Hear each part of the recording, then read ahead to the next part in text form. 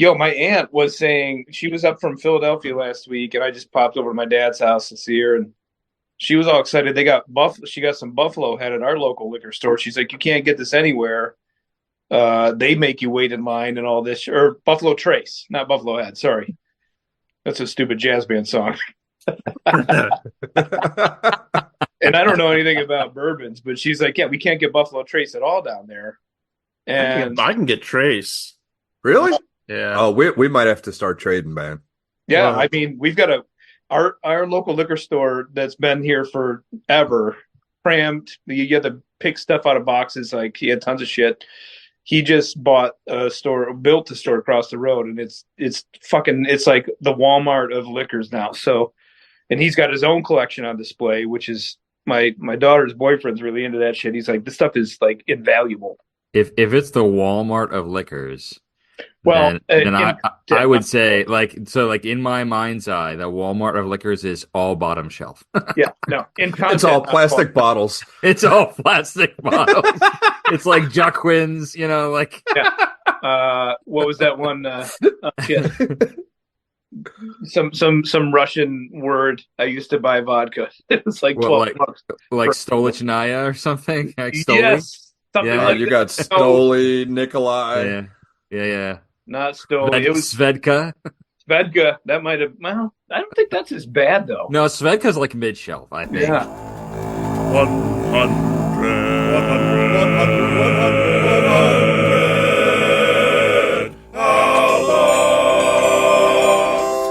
I'm Bert. I'm Drew. I'm Ron. I'm Ryan. And this is the 100 Albums Podcast, where we discuss the ins, the outs, and the absurdities of a poster depicting 100 random albums. Hey, guys. Hey. You know that I will always love you. Oh. Hopefully our listeners will too. Today we're going to be talking about Jolene by Dolly Parton. For those who aren't familiar or are new listeners, thanks for listening. We're happy to have you. We're going through 100 albums that appeared on a poster that Drew got a couple of years ago. We first went through this project by listening to and reviewing 2 albums a week for a year and sharing our thoughts and reactions with each other via video chat. Once we were done, we thought it might be a fun project to turn into a podcast.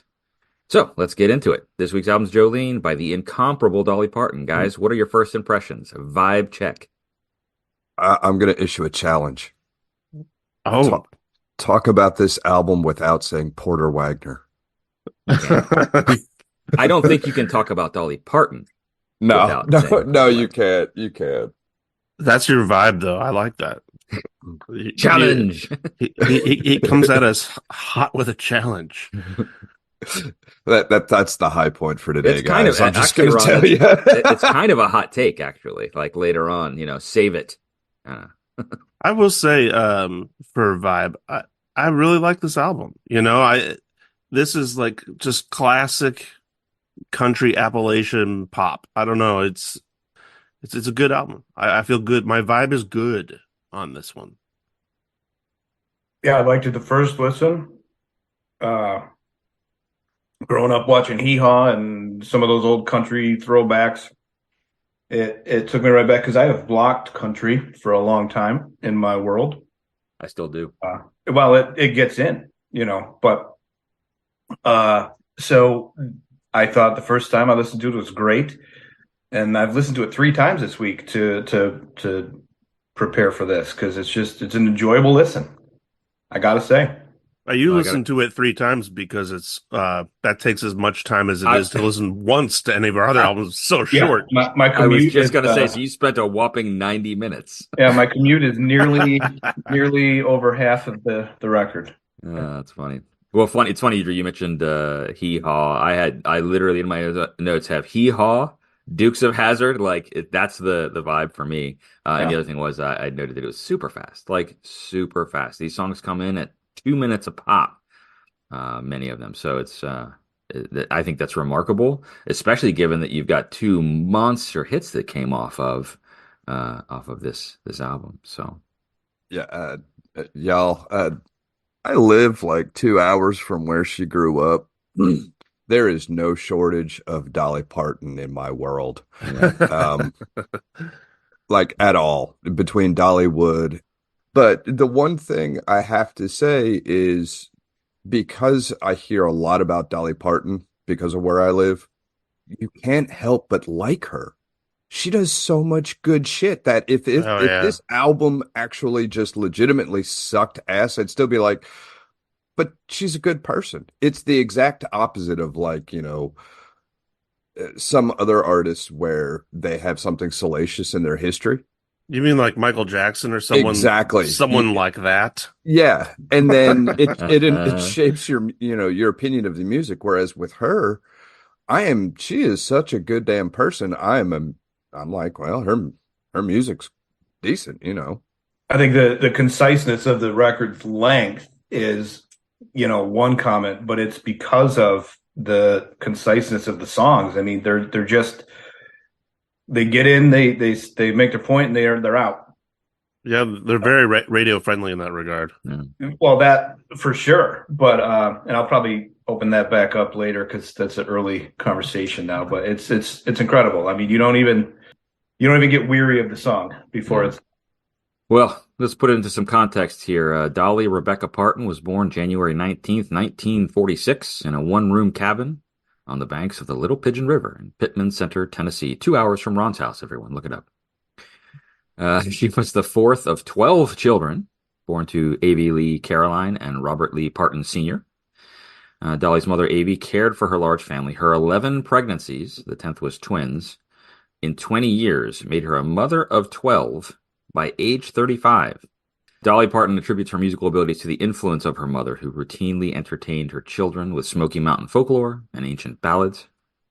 Having Welsh ancestors, Avie Lee knew many old ballads that immigrants from the British Isles brought to southern Appalachia in the 18th and 19th century. Parton has long credited her father for her business savvy and her mother's family for her musical abilities. She began performing as a child, singing on local radio and television programs in the East Tennessee area. By age of 10, she was appearing on the Cass Walker Show on both WIVK Radio and WBIR TV in Knoxville, Tennessee. At age 13, she was recording on a small Louisiana label. The single was called Puppy Love. The label was called Gold Band Records, and she appeared at the Grand Ole Opry, where she first met Johnny Cash, who encouraged her to follow her own instincts regarding her career. After graduation from high school in 1964, Dolly Parton moved to Nashville the very next day. In 1967, musician and country music entertainer Porter Wagoner invited Parton to join his organization, offering her a regular spot on his weekly syndicated television program, The Porter Wagoner Show. We'll talk a lot about him today, I guess. Porter Wagoner convinced his label, RCA Victor, to sign her. RCA decided to protect their investment by releasing her first single as a duet with Porter Wagoner. The song, a remake of Tom Paxton's The Last Thing on My Mind, released in late 1967, and it reached the country top 10 in January 1968, launching a 6-year streak of virtually uninterrupted top 10 singles for the duo. She spent 7 years as part of Porter Wagoner's TV series, weekly TV series, and roadshow. And Jolene is the 13th studio album by Dolly Parton. It was released on February 4th, 1974 by RCA Victor. The production was done by a guy named Bob Ferguson. Interesting stuff here about Mr. Ferguson. He served as the executive assistant to Chet Atkins. He produced lots of records, many of which were in RCA Studio A, where Jolene wound up being recorded. He worked with Porter Wagoner and Dolly Parton on all of their duets, as well as their respective solo releases. He also produced records by Floyd Kramer, Danny Davis, The Browns, Helen Cornelius, Lester Flatt, Homer and Jethro, Charlie Pride, and many others. We've said it before when talking about producers, but clearly a type, right? But he was in Nashville, so what are you going to do? The album was recorded live, like the band was all together live instead of laying down individual tracks separately, which is always, it fascinates me from a musicianship perspective. Like you can't stop in the middle of a take and do it again kind of thing. The album was released as Dolly Parton was really trying to break into a truly solo career. She had released many solo records, but she wanted to be kind of out from underneath Porter Wagoner as a duo, as a a writing pair, that kind of thing.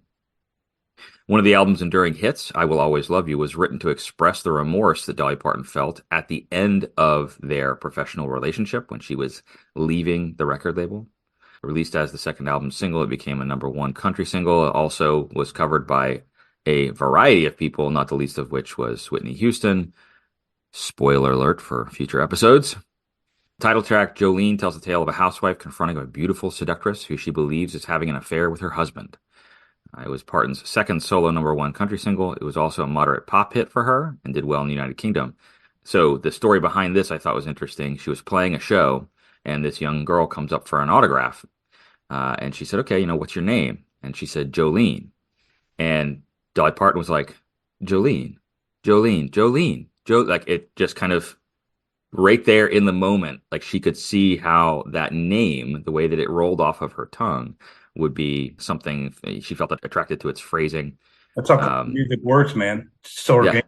Yeah. So couple that with Dolly Parton's enigmatic husband, Carl. I think there's like 7 existing pictures of the guy ever. To her credit, she's like, he doesn't want to be part of the limelight, so he's not going to be. But he had been going to the bank regularly, and Dolly Parton started to get suspicious. And so she coupled the name that she had heard from this young lady at a concert with, she went to the bank and did some reconnaissance and saw the teller that he'd been talking to. She had red hair. So you put these two things together, and that's how she came up with Jolene. I love that. Yeah. Especially because then she took the money from that song to the bank. and to that same teller, and she's like, what up? Stay away from Carl. And so that song also has been covered by many artists over the years, including Beyonce, The White Stripes, Olivia Newton-John, Pentatonics, and at least 14 others that I could find.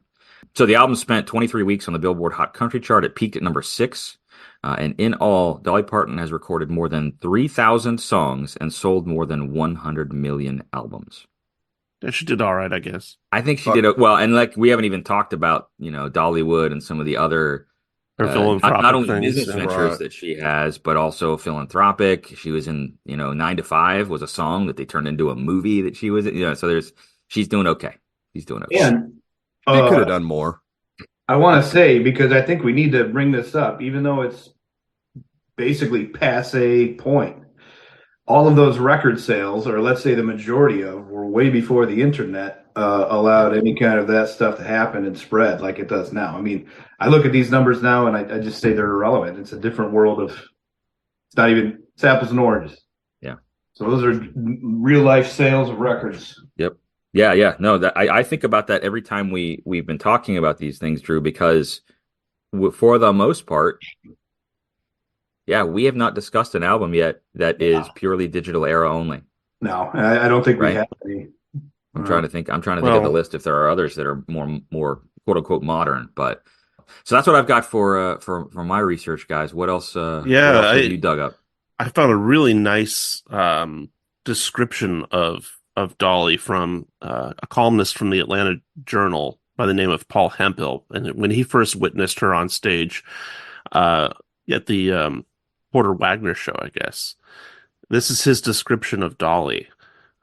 She is a petite blonde of incredible vanilla ice cream beauty, equipped with a quavering Appalachian soprano. And I just, of course, he focused on looks first, right? Well, yeah. But I think vanilla ice cream is a really interesting. Well, I thought for a brief second there, I was like, was this 1991? Was he comparing her to Vanilla Ice? Oh, yeah. Good call. was she doing ripping off Under Pressure? I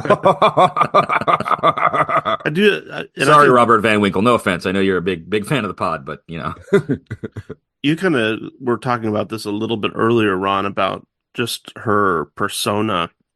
And I think one of the things that this album, and I mean, a lot of her work does, but this album really, kind of portrays as her sense of confidence, which I think is always been, when you think about Dolly Parton, you think of confidence right away, I actually found that she had once told, she was looking for a manager to really take her someplace. So she found Sandy Galen in LA, and she told him, I'm going to be a superstar, and whoever helps me will also be rich and famous. She just flat out told him. Yeah. Dude, I mean, she's so got a punk rock attitude. And it is just, I'm going to do what I'm going to do, and fuck you. You can either come with me or get the hell out of my way. Did you know did you notice too? Who else was like the people that are in the band on this? Anyone look up some of those cats? Because that's one of the other reasons I think this album succeeded so well. There are some heavy hitters in the background of this band. I didn't dig into I that. looked at names, but I didn't like delve into their history. So you got Like, what do you got? on piano? You have one of the most famous Nashville pianists, Hargus Pig Robbins. Also, if you're going to be going by that, you better be pretty good, right? Right. But like he laid down tracks with not only with Dolly, but with Patsy Cline, Connie Smith, Patti Page, Loretta Lynn, the Everly Brothers, Kenny Rogers, George Jones, Charlie Rich, Bob Dylan, Neil Young, J.J. Cale. I mean, it goes on all the way to Ween. What? I mean, he's played with literally everyone. Which of these things is not like the others, Yeah. right? You find you don't break what was the saying go? Don't If it ain't fix broke, don't fix Yeah. it. And Pete Drake too, who like was played on like Tammy Wynette's "Stand by Your Man" and Bob Dylan's "Lady Lady Lay." I mean, there's some monster players behind her on this. Nice. That's wild. That's really interesting. So, man. so does that go to like RCA's stable of just incredible musicians, kind of like with when we were talking about Aretha Franklin? Mm-hmm. You know, they just the studio and the record company just kept amazing cats underneath them.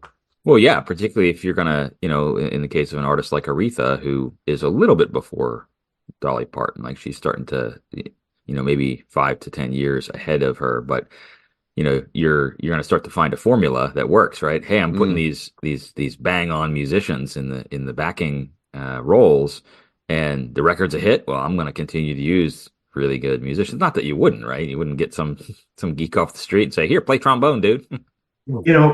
It's good musicianship, but also speaking the language and not having to. Because I'm betting that we know that she wrote her own songs, at least many of them. But you jump into the studio, you're paying for studio time, whether you're rich or not. You don't want to waste time. You get these guys, you don't know who they are. You might have worked with them before. You don't want to lay it down. So, does anybody present a wizard on the Nashville chord technique of writing music out? I'm looking at you, Ron. No. I was hoping you or Ryan bailed me out there, and Bert maybe too. I don't know, but I don't have a lot of info about this, but it's not that different from 1-4-5, whatever. So we write a song in D. We say 1-4-5 2, whatever you want to say. Okay, this is in D. You interpret the chords. It's very similar, but from what I've heard, this Nashville style of writing is so concise, and people just read it down. And you got a piece of paper with all your tunes on it for the night or for your session, and it's just flawless. And so, if you can't do something like that walking into a session, you're going to be the one holding everybody down. So it's really cool when these guys are repeat offenders on albums, and these are the reasons why. There's many of them, beside the fact that there probably weren't wild maniacs and drunks and drug users and whatever else people couldn't rely on to get a record. They could have been that too. So that's what led us to Tim McGraw.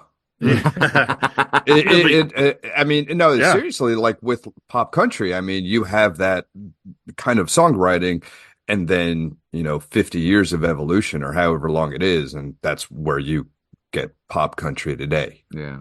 What was the stating back when a crack was a Oh, it was a sidewalk or whatever. worst line in music history? Anyway, We're not there yet. We're not there yet. Yeah. Oh, we are there yet. yeah, They we're- are. Oh yeah. Yeah. You got me thinking about studio musicians too, because I always think about there's not really that kind of a life anymore. You know what I mean? But I mean, I was even watching the original Scooby-Doo episodes with my daughter this weekend, which, by the way, are a trip in themselves. Yeah. But I found myself just listening to the orchestra in the background. And like, it's not like someone's just doing that stuff with a synthesizer. There's literally some guy doing like cool little trombone solo stuff, and then a xylophone, and then it's so wackadoodle. Yeah. Someone wrote that out, and they had killer studio guys that were just like, "Oh, sure, we'll do that that." we're just on the spot, ready. You know, like, And it's just a different time. The musicians, used to get paid, for example. Get off my lawn. Right. Yeah, sorry. Sorry. And I mean, I know we're all musicians, and I'm not. I picked up my guitar in the last run through last night. I played through the whole thing with it because I wanted to get there on that level with it. And I know it's just 1-4-5s, and I'll talk about that later. But it's a so natural feel. Like I could see these guys walking in, being as good as they were, and them saying, "All right, here's how it goes." Blah blah blah. There's a lot of subtleties in this music that make it creative, but I could totally see these guys just firing this out in like 2 takes. All right, next. Yeah. Well, let's do it. Let's talk about the music.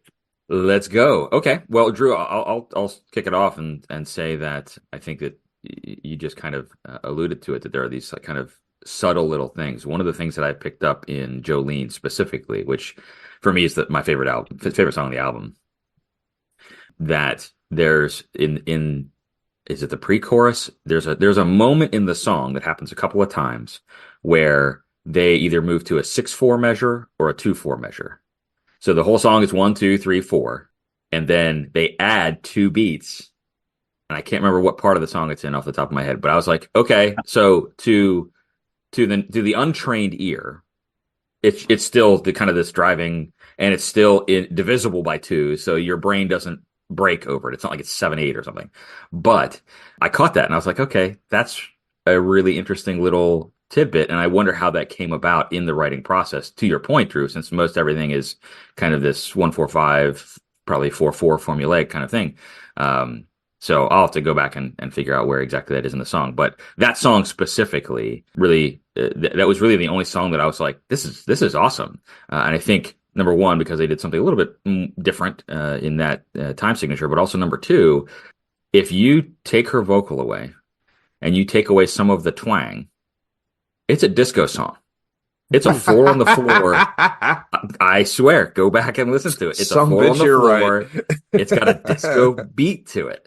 And so I can see why this had crossover appeal, because mainstream, other parts in America that maybe aren't steeped in country and aren't steeped in, kind of Appalachian, folklore and whatever, that you can dance to. You literally can dance to it. And I could see someone in a club making a remix out of it or something and turning it into something in, Studio 54 or whatever.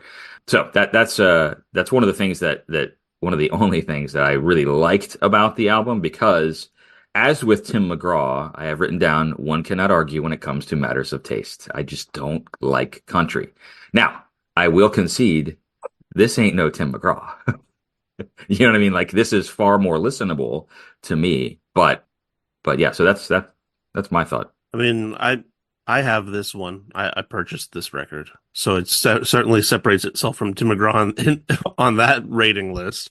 And I need to do that too. I will say, Bert, I think that what you're referring to, which doesn't happen naturally for a lot of artists, is letting the text dictate the rhythm. And so when it needs phrasing, yeah. But usually people try to throw it into a box. A big hero of mine is Cat Stevens, and he's very similar. I mean, you find him all over the place. It feels like, when you actually pay attention, but you don't even notice it until you do.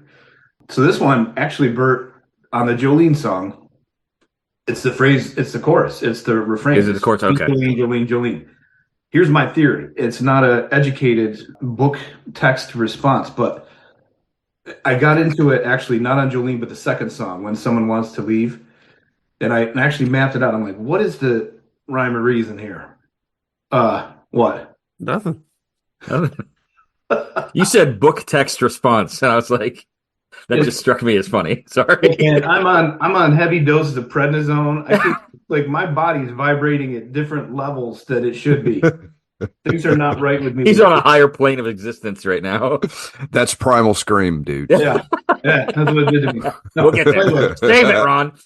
Sorry, Drew. Drew, sorry. In the second song, it's 5 bars per phrase. A 4-beat bar, 4-beat bar, 4-beat bar, 2-beat bar, and then a 4-beat bar. And what I think it allows it to do, it follows the text for sure, but it actually makes like a musical end to each line that's sung. If you think about it when you're listening, you'll catch it. And the same thing on the refrain of Jolene, because she says Jolene, Jolene, which is 4.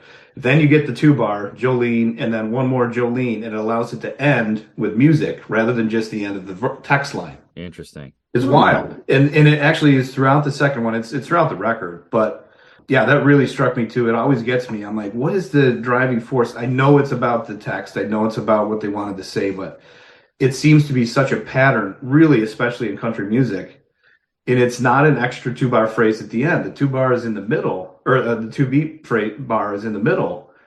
It allows it to end with a nice rounded out. Yeah. I don't know. It took a little bit of a deep dive on that, but it's always fascinated me. I'm glad you brought it up. Yeah.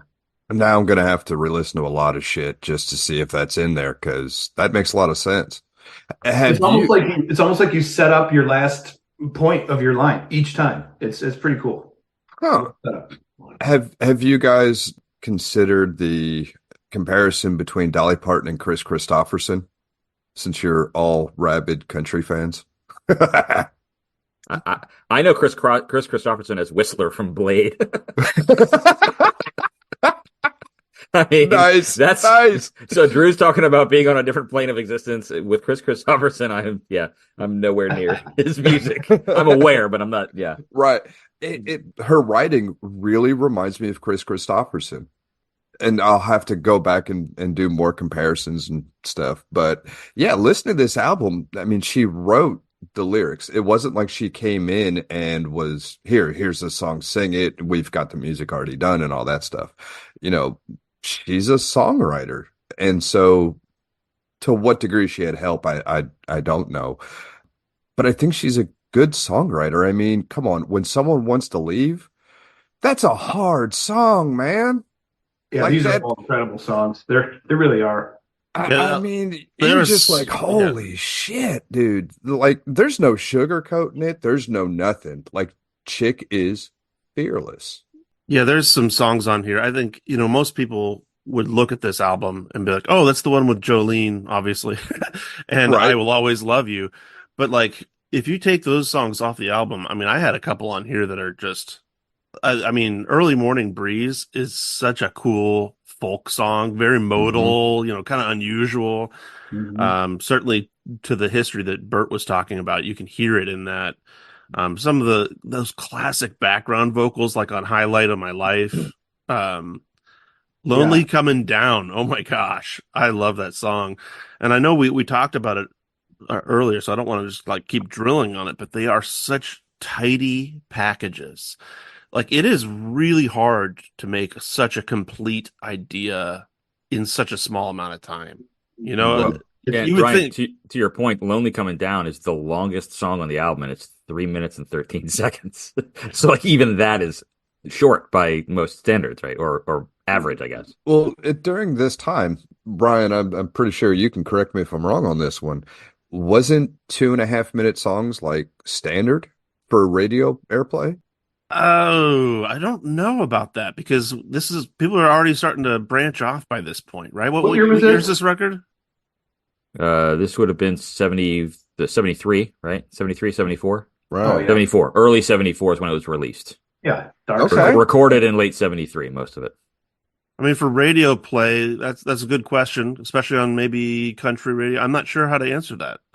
Listeners, write in. Yeah. If you remember hearing it on the radio. Let us know how uneducated we are. But certainly popular song form had gotten longer. Right. I mean, we're not that far away from Stairway to Heaven here, so That's a really good point.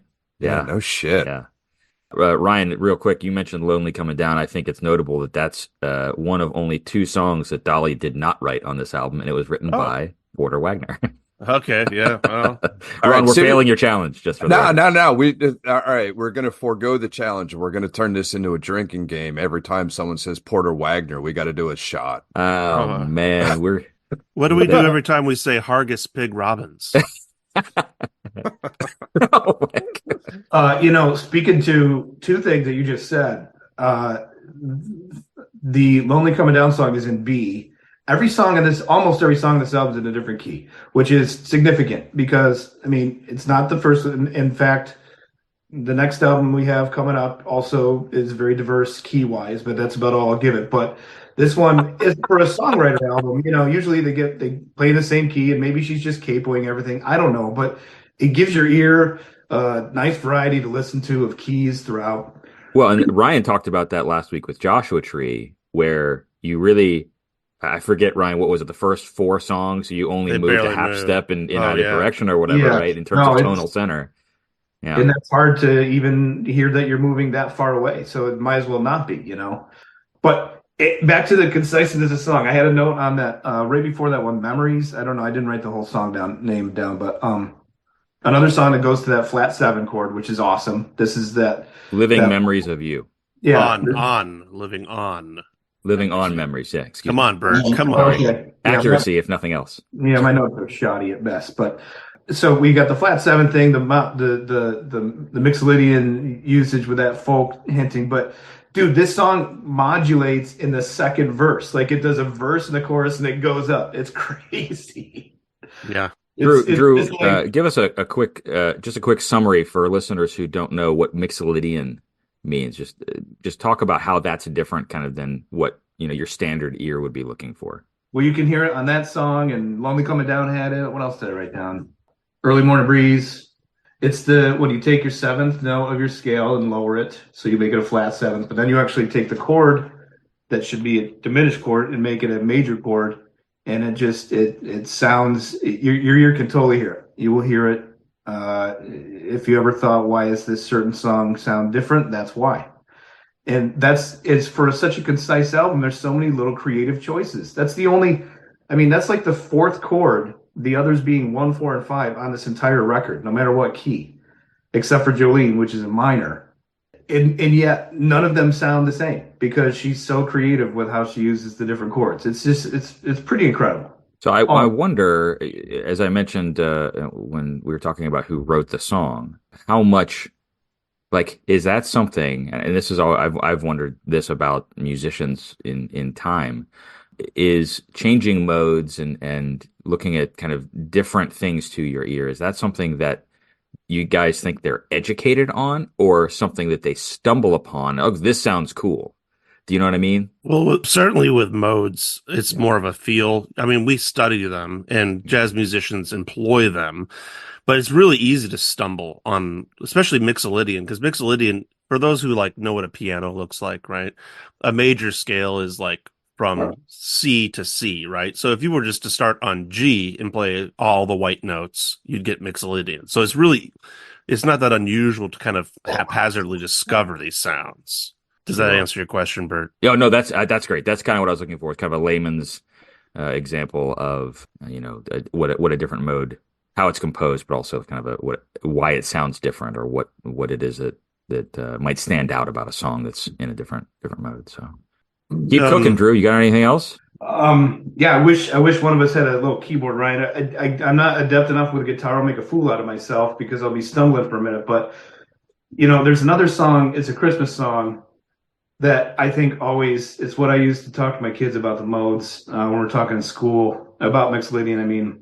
But now I'm on a tangent that I can't circle back to. So, well, the other we could do, if one of you guys wants to record, do a little ditty, I can plop it in this part of the conversation and say, oh, here's Ryan doing a Mixolydian scale or whatever. Well, what we'll do is Drew and I will actually do an a cappella Mixolydian scale every other note, Hockett style. There you go.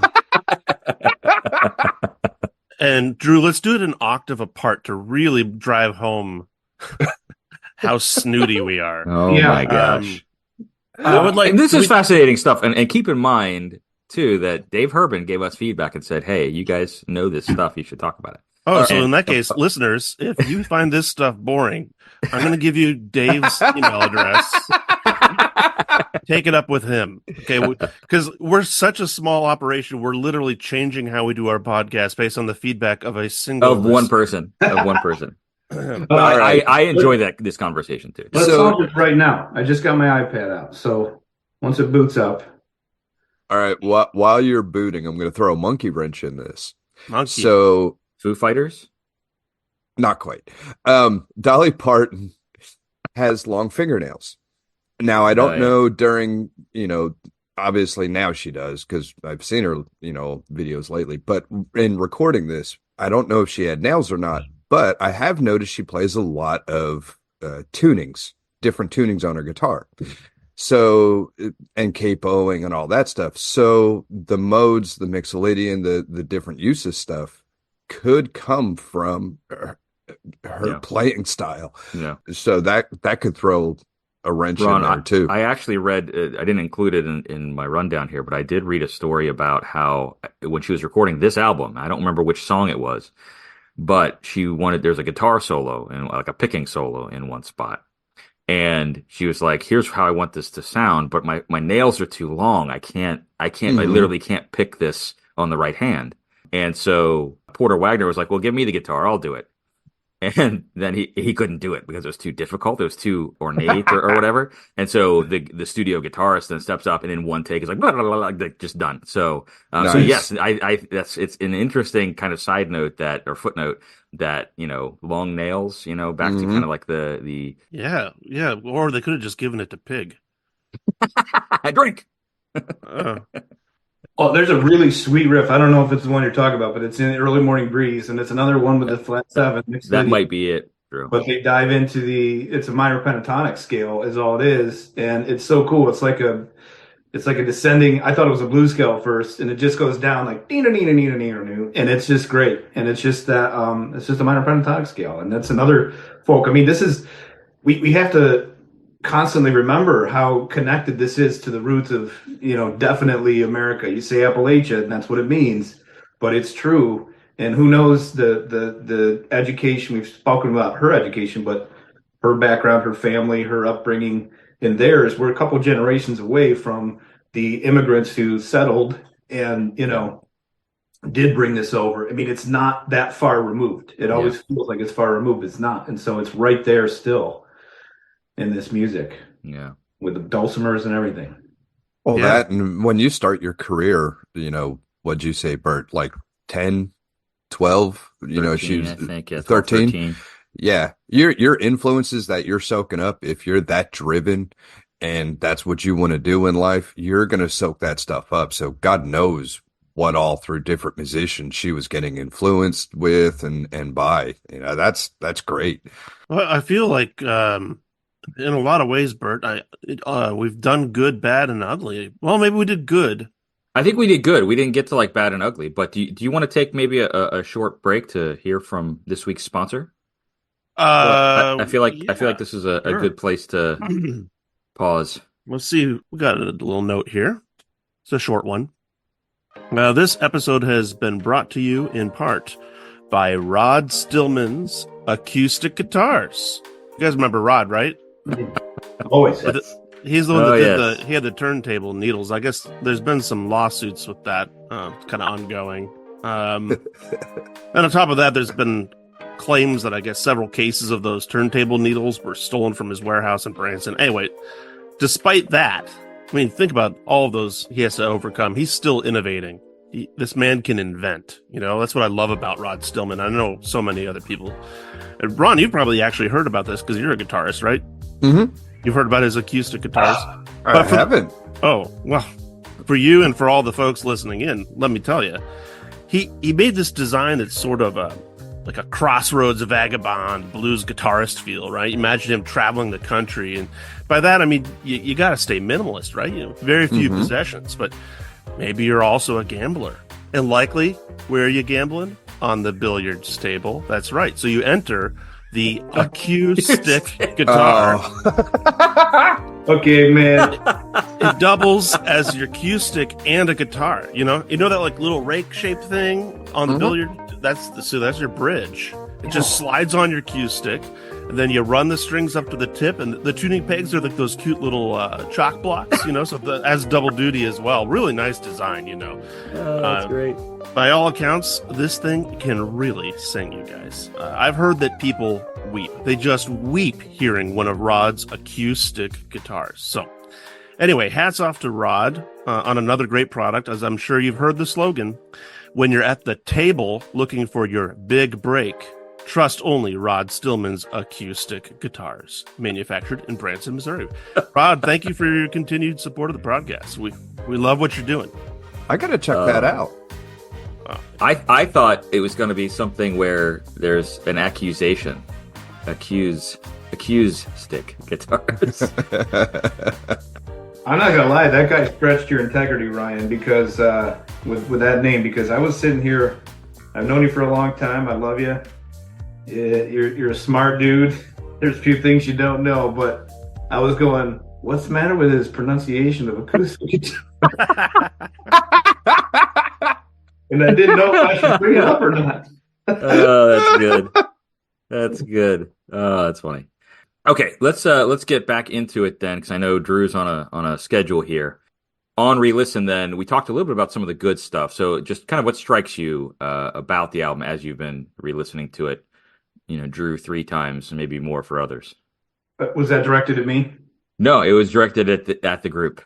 Oh, yeah, but you can start if you want. As long as I'm talking, I will. I will simply say, I've said it a few times in different phrases, but I keep feeling like I need to hold it off for later. But here we are.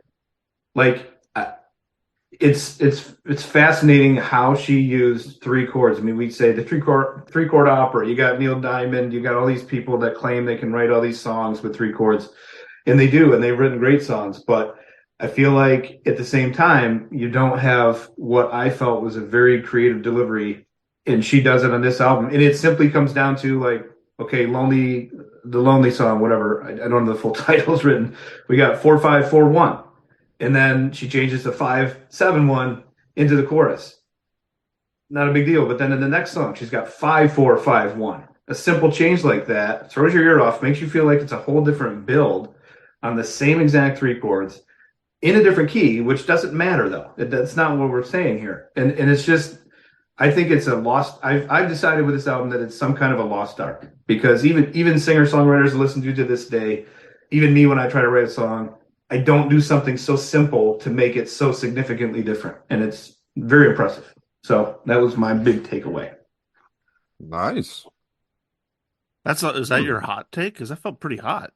He's had a couple already, so. I Oh, no, Ron had one. I don't know. Apparently, the prednisone just set you on fire, and I think that's a performance enhancing drug now. Different plane of existence. He's on a different plane. I blow the whistle. I slept 2 hours in a week, and I itch everywhere. Man, I would love to sleep for a week. That sounds great. For ugly or bad, I would say I would just wish there was a little more, which I haven't said that on a lot of the albums we've listened to so far. And maybe it's best that there isn't more, but I could have used more of this moment in song. I don't know. It all kind of worked for me. Yeah, I don't like slow songs, and I Will Always Love You. It's played out for me personally. I'm tired of hearing it. But that one doesn't make my skin crawl like her version of it. And even the slower songs in this album, I'm like, damn, they're good songs. I am not an upbeat, overtly happy person in life. I am not one of those sunshine and rainbows shooting out of my ass. I am shocked, Ron. We're just absolutely gobsmacked right now. I know, right? But River of Happiness, that is a damn happy song, and she has lots of those moments on the album, and it doesn't grate my nerves. I'm like, well, shit, I'm in a better mood because I listened to that, and that for me is very, very, very rare, and I love it. I wish I was like that in response to a lot more music. And it's fun to play, Ron. Play along if you haven't yet. That was my note on it. It's fun to play. Real. All right. Well, then that's what I'm doing this afternoon then, because I got some guitar time on my schedule. And Sweet. it ties into acoustic guitar. Also employs the 4-4-4-2-4 phrasing technique. Yeah, it's all over this record, man. I'm going to learn all kinds of shit today. I got to study and learn how to play Dolly Parton on guitar. Hell yeah. One of the things that I think is notable, we were talking a little bit about Porter Wagoner. Well, not a little bit. We were talking a lot about Porter Wagoner as we've had our conversation. And I just wanted to highlight really quickly how, so Good, Bad, Ugly, I'm not a fan of country, so this album kind of falls. It's okay for me. Like as country albums go, it's listenable. I'm not like cringing, but I talked a little bit about some of the things that I did like about it. Generally speaking, Dolly Parton is an amazing human being. And I think that just deserves a moment of spotlight. And one of the stories that I found, which I thought was just amazing, was so in 1974, she releases I Will Always Love You. And that song on this album is a love letter to Porter Wagoner. She's breaking up with him. She's leaving his, show and record label and all of that stuff, getting out from underneath his management, so to speak. He sues her for $1 million. And at that time, I mean, now she's got that in spades, but at that time she didn't have that kind of money. And so I found an interview with her. This was in the interview from WNYC, the NPR affiliate in New York City. So Porter claimed in court that Dolly was the reason he canceled his road show. He claimed that they had signed a contract saying that if she left his show, he was entitled to a percentage of her earnings. And that if she left his show, he was entitled to manage her for an additional 5 years. And during that time, she couldn't enter into any other contract concerning her musical career without his written approval. So over time, Dolly pays him the $1 million that she owes him. In 1981, Porter Wagoner gets dropped from RCA and makes some bad investments, and the IRS is calling and that kind of stuff. And Dolly hears about this. Quote from Dolly Parton: "He fell on hard times and he needed the money. At that time, I had money. Porter started writing after I was writing a lot. Porter never had written before. He started writing. He wrote some really good songs too. After he was having some hard times, I thought a good way for me to do that is just to buy his publishing company. So I bought it. And then I gave it back to him because I wanted his kids to have it. I didn't want it." Wow. So, Damn. so he sued her for $1 million, which was a lot of money back then. And then once she was a success and then he was falling on hard times, she's like, "Hey, I'm just going to buy your production company so that you can retain the rights to all of the songs that you've written.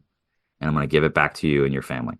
So they wind up, as you can imagine, on his deathbed, they reconciled and all of that. But to me, I mean, number one, that shows you just how much money she has. That she's just like, I'm going to buy a company and then give it back. But number two, what a good person she is, kind of that grace and forgiveness. And, she definitely talks a lot in the research that I've done about her being a strong Christian and that kind of stuff. And to me, regardless of where you fall in kind of a religious spectrum, she's walking the walk, right? She's someone who provides that grace and forgiveness and that kind of thing, and actually does what she says. So, anyway, just wanted to throw that out there because I thought that was a notable story. Oh yeah, that's a great anecdote. And the pervasive. I mean, that is such a good person, because turning the other cheek with a parasite.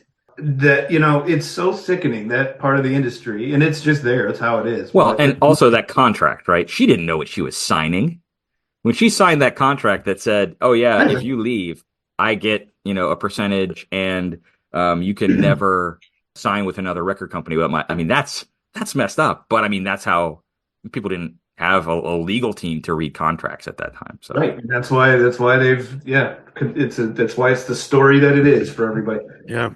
And then on top of it all, she writes this love song to him. Yeah. Wow. I'm sure that the proceeds from that song that she wrote to him had something to do with her being able to buy it. Yeah. I mean, it's a kind of an all full circle. But anyway. I mean, my kids to this day still get books from Dolly Parton.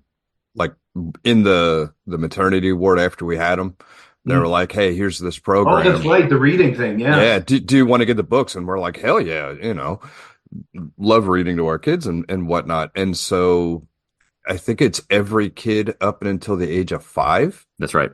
So my oldest doesn't get them because he just turned 5, but my youngest still gets books from her. And I mean, I love reading. And so for someone to come out and be like, every kid who's born deserves books and you get them sent to your house, dude, that is just, that's awesome. That's another mark of a fucking beautiful human being.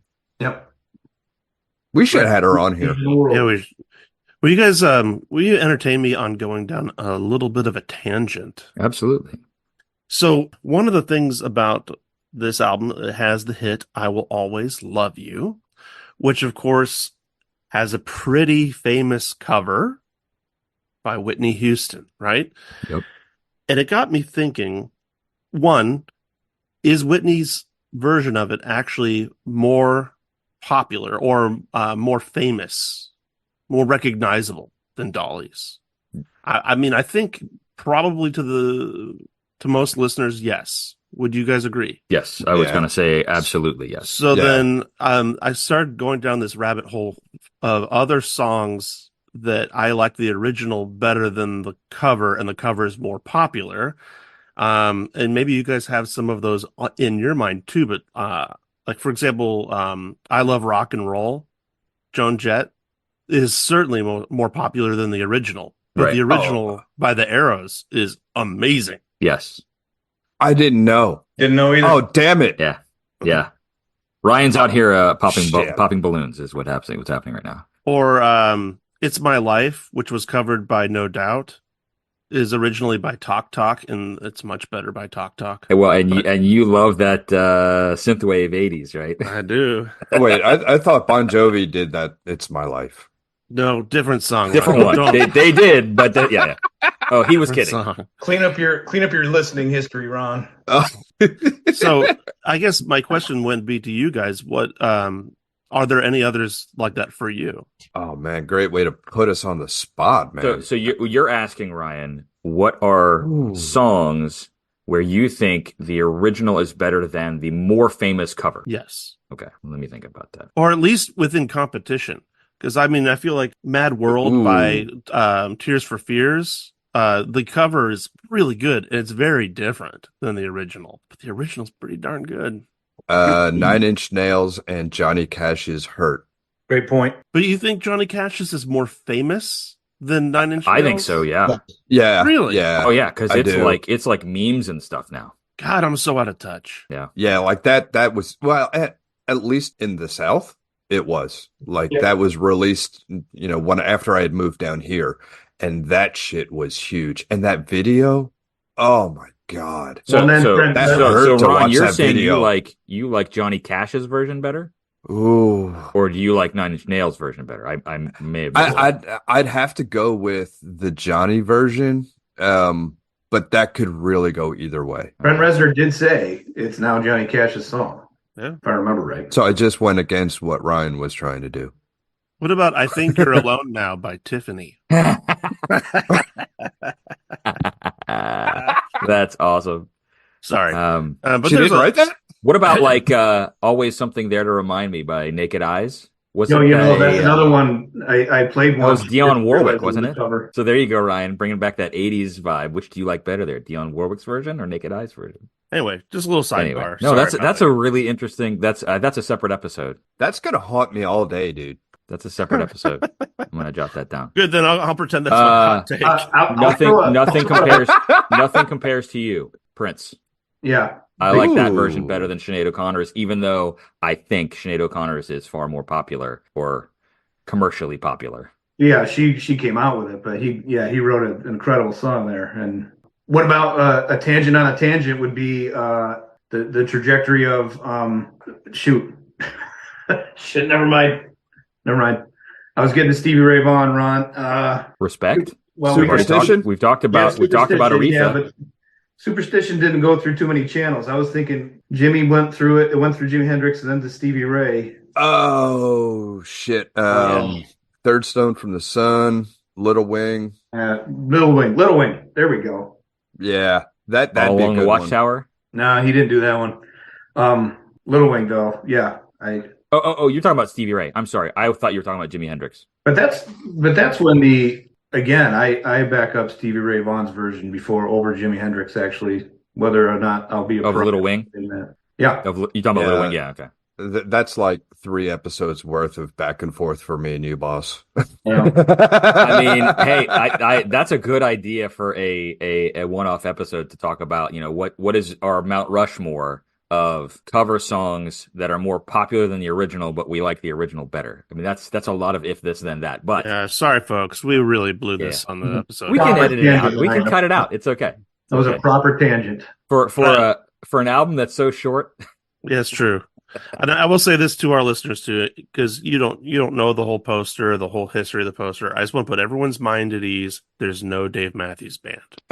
So if you stick with us for 100 episodes, we will not subject you to that. You That's know, funny. it's. I'm surprised there's not. Actually, that's a good point, Drew. Now that you bring that up with this poster, Yeah. that's kind of Okay, so where are we? I kind of lost. We were doing good, bad, ugly. Any other thoughts on bad? Because I think we've highlighted a lot of the good. Any other thoughts on? Nah, No. If you could remove a song from the album, none what of would them. you remove? Yeah, I don't think you can. It's too short. Well, I was just going to say, if you do, like, I'd probably get rid of "I Will Always Love You." It's the one that, like, when I listen to it digitally, I skip it. When I put the record on, I can't because it's the first song of the second side. Which back to a previous conversation we've had, Ryan, starting the second side with a ballad. Interesting choice, right? I think they knew it was a hit. They knew it was going to be big. Yeah, but yeah, I don't have an ugly, but I have a point that I've been kind of underlying and didn't know if I was going to bring it up or not. But you guys, it kicked it off with this point too, with her, the beauty part of it, the looks part of it, her attitude, her girlish attitude. I mean, she embraced that vanilla creamsicle, whatever it was she was described at, and that was her whole persona, and that's what we know as Dolly Parton. She's also though a activist, a philanthropist. Yep. You know, and so obviously that goes with feminism and women's rights, and it's not a normal, I would say, behavior mode for a woman to embrace that part of her aesthetic while being such an activist, and it's just interesting. It's not a bad or an ugly. It's just an interesting point that I saw. It's a great point, particularly at this time, right? So we're talking about, she's coming up in the 60s and 70s as a young woman, which was, I mean, there were some, women's empowerment movements and things, but I think one of the things that struck me in the research was that she does it by being nice. And I can't remember which episode we referenced Roadhouse recently. Just be nice, right? And that's kind of what Dolly Parton's MO was just to kill him with kindness, just be super saccharine sweet. And it goes a long way to getting what you want. So, yeah. Okay, let's bring it on home, guys. Let's do that. Let's bring it home, Bert. Just bring it home to Dolly Parton's theme restaurant, but it already exists. So I can't. It already exists, but I've got more suggestions. So, if do you want to tee it up, Ryan? That's kind of been your thing. Listeners, how you doing? This is Ryan here. If you could, from this album, make a Dolly Parton themed restaurant after one of the songs, what would the restaurant be called, and what is the restaurant? My thought was it's going to be a pub, and it's called I Will Always Love Brew.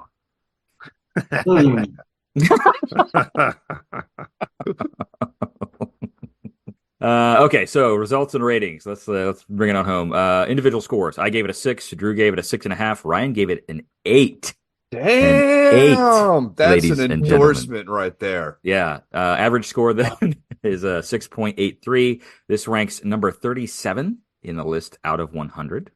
So, second chance. Would you change your score, or Ron? What would you give it? I'd be with Ryan. I'd put it up there as like an 8, maybe an 8.5. Yeah, I would raise it. I without looking at my list, I don't know where to, but I would definitely raise it. I was thinking, and I didn't look, so I was thinking while listening. I wonder what I ranked this. We'll talk about it during the podcast, and it would go up just because I few of these I have listened to several times after, and I'm not sure what it is about this one, but it's got me. So that's awesome. I'd stick right where mine is. I think I'm satisfied with that score. Oh, and I have a restaurant too. It's a breakfast joint called Early Morning Grease. That was my runner-up, Drew. That was my runner-up. That's nice. So funny. I was thinking that one too, but I thought I Will Always Love Brew was better. So, okay, hottest take. Who's got a hot take? I'm hotless this week. They've all been spent. I was gonna say I blew mine in like the first 2.5 minutes. That's so you. The only. How long could her gig have been? I know that the Beatles played famously short 20-minute, 30-minute gigs earlier than this, but with songs of this length, how possibly long could their gig be? She's playing like 100 songs. Or how many songs do they have to do? Yeah. I mean, she's got the catalog to do that, though, right? I mean, even at this point, she had a robust catalog to perform, but... What an exhausting concert. Well, it probably was. I mean, so like the Porter Wagoner traveling show, an artist would get up there and do 3 or 4 songs, and then another artist would come up and do 3 or 4. So you probably didn't need to have the. Oh yeah, but that's a good question, Drew. Listeners, if you were at any Dolly Parton stories of the old days while the guy played the piano for a while, Bam. So my hot take's not a hot take. It's just that in the research I found that Dolly Parton wrote Jolene and I Will Always Love You in the same day. Wow, good day. And Good day. the comment that accompanied that information was she was visible from space on that day because she was like, like glowing or whatever. So I just thought that was also another thing that was pretty remarkable. So, by the way, to Bert's earlier question, listeners, if any of you are septuagenarians and you were at Dolly Parton's concerts at this time, please let us know what they were like. Yes. Yeah. You can call our home offices because you probably can't work email very well. Oh, if you're like I'm just speaking from experience, like my mother. Okay. She's listening. Actually, she probably will at some point, but no, that's a very good point, Ryan. So 100 albums at BERTISLO, 100 albums at bertislow.com is our email address. You can go to 100albumspodcast.com. It's our website. Tell a friend, tell a family member. Yeah, and if Tyson Foods, we're looking for a turkey cutlet sponsor. So if you're in, let us know. Okay, well, join us next week as we get loud and we talk about Primal Scream's Screamadelica. It'll be a scream or not, but we're looking forward to it. Guys, thanks so much. Peace. Always a good time. See you later. See you next week.